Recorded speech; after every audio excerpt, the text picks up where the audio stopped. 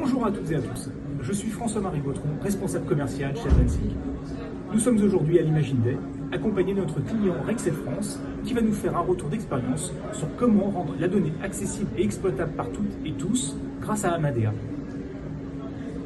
On a un cas d'usage principal dans la lutte contre la fraude au paiement, puisqu'aujourd'hui on analyse et on sécurise 60 milliards d'opérations bancaires en France en temps réel pour l'ensemble des banques. On travaille également dans d'autres secteurs d'activité, donc dans des domaines critiques, que ce soit dans le retail, dans l'industrie, dans les telcos, dans les services publics. Voilà, donc très rapidement, je vais laisser la parole à Sébastien. Bonjour, je suis responsable BI chez Rexel. Je vais vous expliquer pourquoi aujourd'hui on fait le choix d'une plateforme comme Amadea. Alors il y a beaucoup de choses qui ont déjà été un peu dites, mais je vais expliquer un petit peu notre démarche. Moi j'ai la conviction qu'effectivement l'addition dans les entreprises aujourd'hui elle doit être basée sur les données, mais il y a une nécessité de préparer la donnée pour l'utiliser. Que si cette préparation elle est faite chacun dans son coin, ben on arrive à des visions contradictoires. Hein. C'est l'exemple de deux personnes dans une réunion avec chacun leur feuille Excel et leurs propres chiffres. Je pense que tout le monde l'a vécu. Donc il y a une nécessité de préparer, de maîtriser la préparation de la donnée. La réponse souvent ça a été de centraliser la DSI. Mais si la DSI n'est pas assez productive dans sa préparation des données, en fait on se retrouve avec des gens qui n'arrivent pas à mettre dans le système informatique, dans le système data, BI, les données dont ils ont besoin et qui finissent par refaire leur petit monde de Shadow BI dans leur coin.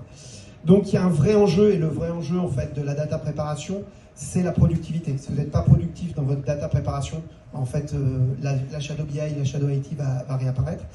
Et quand je dis productivité, en fait c'est des développements courts évidemment, mais pouvoir les porter au métier, c'est-à-dire que les métiers puissent faire une partie des développements quand c'est possible, quand ils ont les compétences, des perfs, parce qu'effectivement il faut une plateforme qui calcule rapidement, évolutif, qui soit facile à mettre en production, c'est-à-dire qu'on n'ait pas à recoder quelque chose si on veut le mettre en production par rapport à quelque chose qui a été fait bac à sable, et puis qui soit sécurisé.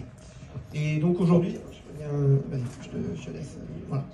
Donc aujourd'hui on a fait le choix de la solution Amadea pour répondre à ces besoins-là. Les données fiabilisées, exploitées, l'autonomie des métiers dans la manipulation des données, également pouvoir projeter la donnée vers d'autres systèmes informatiques. Évidemment, moi je fais de la BI, donc au départ la BI c'est de la data visualisation, mais très vite quand vous centralisez toutes les données d'entreprise, en fait on veut que ces données-là, vous allez créer des nouveaux KPI, et ces KPI vous devez les projeter dans d'autres systèmes, dans les systèmes de vente, dans les systèmes etc., un segment client etc., vous devez pouvoir le projeter vers le reste. Et tout le temps, la productivité. La productivité, c'est vraiment un enjeu dans les stacks data. Les stacks data, elles ne meurent pas du fait qu'il n'y a plus rien à faire, elles meurent du fait qu'elles n'arrivent pas à réduire leur backlog et qu'à un moment, elles sont débordées par les métiers qui font leur truc dans leur coin. Je passe peut-être rapidement, voilà. On a juste un deuxième slide qui expliquait, voilà, il y a une approche no-code chez Amadea qui quand même permet de faire rentrer les métiers parce qu'ils ont l'impression que c'est quand même beaucoup plus facile quand on fait un graphique que quand on fait du code. Voilà, il y a des gens qui aiment le Python, mais au niveau des métiers, il n'y en a quand même pas des tonnes. Voilà, ça permet la gradation des projets, c'est-à-dire le métier peut faire une première version du projet assez simple, et nous on a juste derrière à l'industrialiser de façon assez autonome. On peut leur proposer des opérateurs préparés qui leur simplifient la tâche, notamment ils n'ont pas besoin de créer leur propre connecteur vers les data. Donc ça c'est très intéressant. Le data morphing, ça c'est le fait qu'on voit en fait toutes les étapes de la donnée. Et juste, je prends mes 8 dernières secondes pour dire il y a quand même un danger, il faut bien faire attention. La data préparation, c'est pas pour tout le monde de métier, c'est pas parce qu'on a un outil facile que tout le monde sera capable de l'utiliser. Voilà, on peut pas mettre une Formule 1 dans les mains de tout le monde, mais par contre au métier, il y a des gens qui ont les compétences et c'est vraiment intéressant de pouvoir les exploiter pour faire la préparation de données. Voilà. Merci beaucoup. Merci.